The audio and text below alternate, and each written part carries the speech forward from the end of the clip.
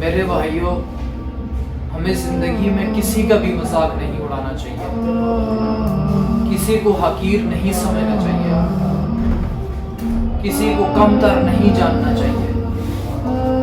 اللہ رب العزت نے اگر ہمیں نعمتیں عطا کی ہیں، ہمارے اندر کوئی اتنی بڑی قابلیت نہیں تھی جس کی وجہ سے ہمیں عطا کر دی گئی، یا ہم اس کے حقدار نہیں تھے کہ ہمیں یہ نعمتیں عطا کر دی گئی۔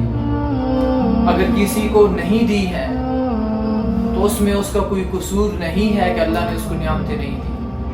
اگر کسی کو غریب پیدا کیا ہے اللہ رب العزت نے، تو اس کا یہ مطلب نہیں ہے کہ وہ اللہ کو ناپسند تھا، اس کا یہ مقصد نہیں ہے کہ اللہ اس سے پیار نہیں کرتا، اللہ اس سے محبت نہیں کرتا۔ اس میں غریب کا کیا قصور ہے؟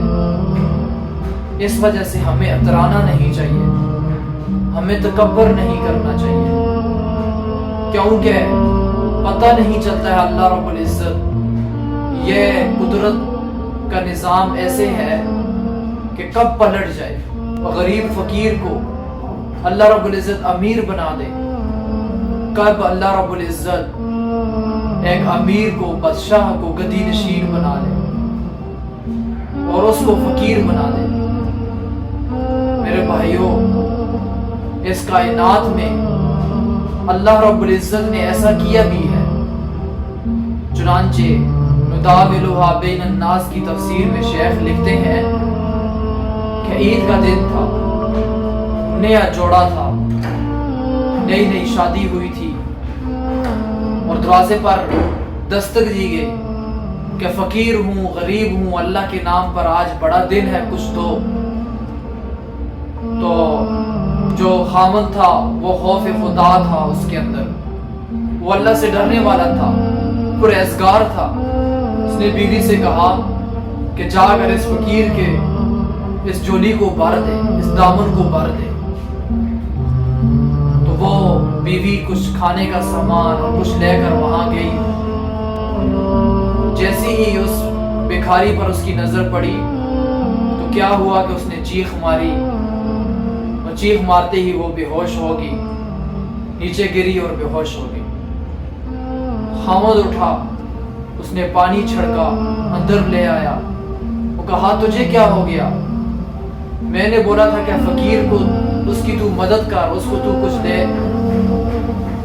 اس نے کہا تجھے معلوم ہے تجھ سے شادی ہونے سے پہلے میری کسی اور سے شادی ہوئی تھی۔ کہا میں جانتا ہوں تیری کسی اور سے شادی ہوئی تھی، پھر تو نے اس سے طلاق لی تھی۔ کہا کہ وہ میرا خامد ہے جو ابھی باہر مانگ رہا ہے، پہلا میرا خامد ہے۔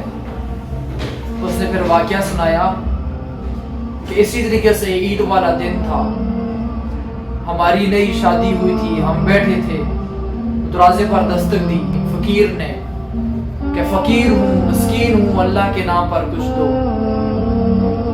تو خامد اندر سے اٹھا غصے میں اور باہر گیا اور اس کو 2-4 کڑوی کسیلی سنائی اور کہا ہٹا کٹا بندہ ہے، جا کر مزدوری کیوں نہیں کر لیتا؟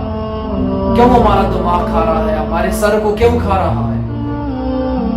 کہا بس وہی دن تھا، فقیر جب دروازے سے روتا ہوا پلٹا، وہی دن تھا کہ ہمارے حالات بھی پلٹ گئے۔ جو بزنس تھا آہستہ آہستہ آہستہ آہستہ ڈوبنا شروع ہو گیا، اور اوپر کئی قرضہ چڑھ گیا، زمینیں بیچ دی، حتیٰ کہ وہ اس حالت میں پہنچ آیا کہ اس نے اپنا ذاتی گھر تک بیچ دیا۔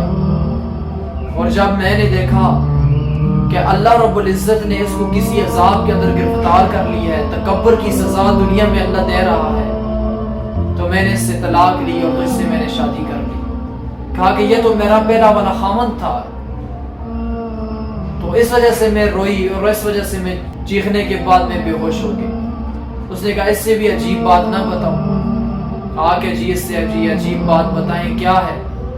کیا کہ وہ جو فقیر تھا وہ میں تھا، جو مانگنے والا تھا، جس کو تیرے خامن نے دھتکارا تھا وہ میں تھا۔ اس وجہ سے اللہ رب العزت کی لاٹھی بے آواز ہے میرے بھائیوں۔ اس وجہ سے اللہ رب العزت ظالم کو، متکبر کو، جابر کو زیادہ لمبا طویل اللہ رب العزت اس کو زمانہ نہیں دیتا، مہلت نہیں دیتا ہے، اللہ رب العزت ڈیل نہیں دیتا ہے۔ اس وجہ سے بندے کو اپنی اوقات میں رہنا چاہیے، عاجزی میں رہنا چاہیے، اور جو مال دیا ہے اس کو خرچ کرنا چاہیے۔ دیکھیں، یہ اللہ رب العزت نے کچھ لوگوں کو غریب اس لیے پیدا کیا کہ تم جو ہے میرا مال جو میں نے تم کو دیا ہے، تمہاری ذمہ داری ہے ان غریبوں میں خرچ کرو، یتیموں میں خرچ کرو۔ مجھے بتائیں میرے بھائیوں، یتیم کیسے کہے گا کہ آج میرا کھانے کو دل کرتا ہے ابا جی؟ اس کا تو باپ بھی نہیں ہے، کس کو کہے گا کہ میرا گوشت کو دل کرتا ہے؟ تو اس وجہ سے یہ احساس ہونا چاہیے ہمارے دلوں کے اندر، یہ ہمارے دلوں کے اندر چاہت ہونی چاہیے کہ ہم رات کو اٹھ کر غریبوں میں، فقیروں میں جو اللہ نے مال دیا ہے اس کو خرچ کریں اور تکبر نہ کریں، عاجز بن کر زندگی گزاریں۔ سب سے بڑا عجز یہ ہے کہ مر جانا ہے، اس دنیا میں نہیں رہنا، یہ دنیا چلتی رہے گی اور ہم نے مٹی کے اندر چلے جانا ہے۔